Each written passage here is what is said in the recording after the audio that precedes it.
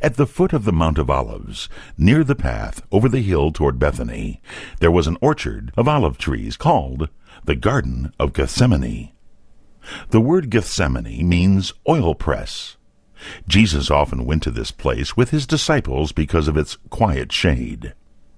At this garden he stopped, and outside he left 8 of his disciples, saying to them, "Sit here while I go inside and pray."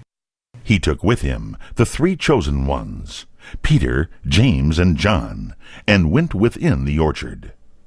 Jesus knew that in a little while Judas would be there with a band of men to seize him, that in a few hours he would be beaten and stripped and led out to die.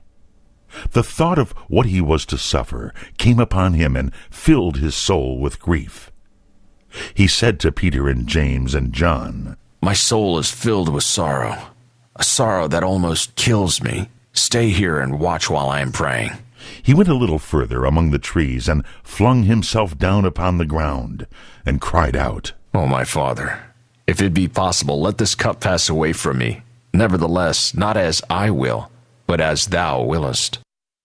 So earnest was his feeling and so great his suffering that there came out upon his face great drops of sweat like blood falling upon the ground. After praying for a time, he rose up from the earth and went to his 3 disciples and found them all asleep. He awakened them and said to Peter, "What, could you not watch with me 1 hour? Watch and pray that you may not go into temptation. The spirit indeed is willing, but the flesh is weak." He left them and went a second time into the woods and fell on his face and prayed again, saying, "O my Father, if this cup cannot pass away, and I must drink it, then thy will be done." He came again to the 3 disciples and found them sleeping, but this time he did not awake them. He went once more into the woods and prayed, using the same words, and an angel from heaven came to him and gave him strength. He was now ready for the fate that was soon to come, and his heart was strong. Once more he went to the 3 disciples and said to them, "You may as well sleep on now, and take your rest, for the hour is at hand, and already the Son of Man is given by the traitor into the hands of sinners. But rise up and let us be going. See, the traitor is here." The disciples awoke. They heard the noise of a crowd and saw the flashing of torches and the gleaming of swords and spears. In the throng they saw Judas standing, and they knew now that he was the traitor of whom Jesus had spoken the night before. Judas came rushing forward and kissed Jesus as though he were glad to see him.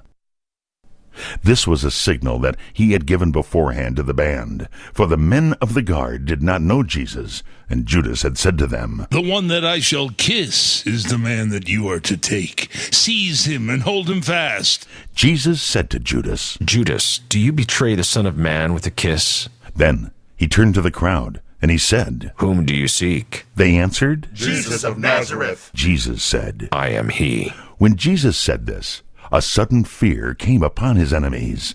They drew back and fell upon the ground. After a moment, Jesus said again, "Whom do you seek?" And again they answered, "Jesus of Nazareth." And Jesus said, pointing to his disciples, "I told you that I am he.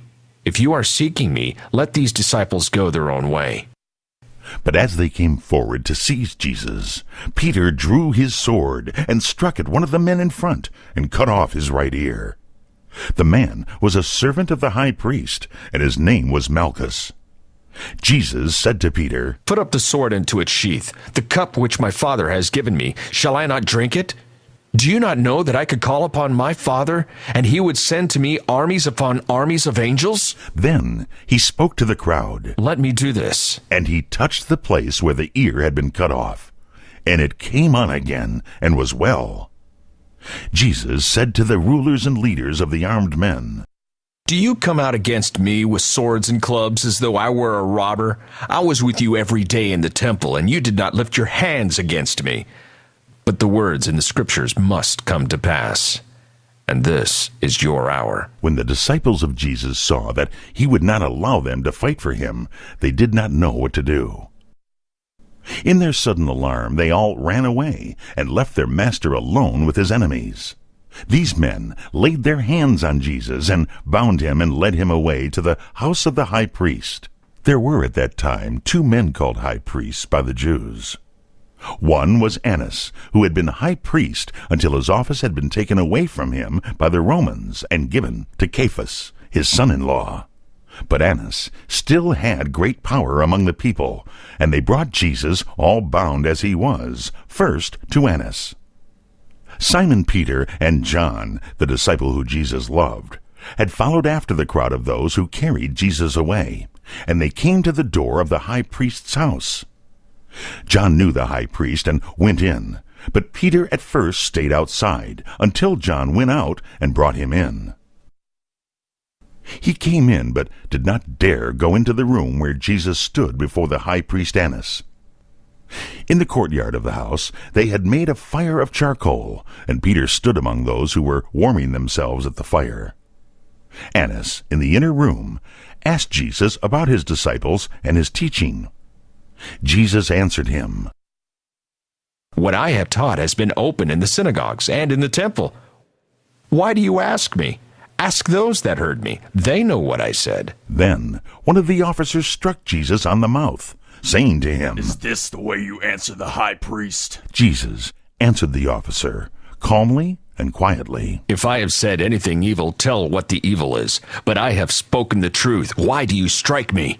While Annas and his men were thus showing their hate toward Jesus, who stood bound and alone among his enemies, Peter was still in the courtyard warming himself at the fire. A woman who was a serving maid in the house looked at Peter sharply and finally said to him, "You were one of those men with this Jesus of Nazareth." Peter was afraid to tell the truth, and he answered her, "Woman, I do not know the man, and I do not know what you are talking about." And to get away from her, he went out into the porch of the house. There another woman servant saw him and said, "This man was one of those with Jesus." And Peter swore with an oath that he did not know Jesus at all. Soon a man came by who was of kin to Malchus, whose ear Peter had cut off. He looked at Peter and heard him speak, and said, You are surely one of this man's disciples, for your speech shows that you came from Galilee. Then Peter began again to curse and to swear, declaring that he did not know the man. Just at that moment, the loud, shrill crowing of a cock startled Peter, and at the same time he saw Jesus, who was being dragged through the hall from Annas to the council room of Caiaphas, the other high priest. And the Lord turned as he was passing and looked at Peter.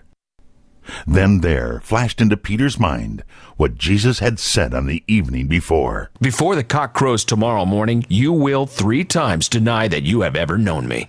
Then Peter went out of the high priest's house into the street, and he wept bitterly because he had denied his Lord.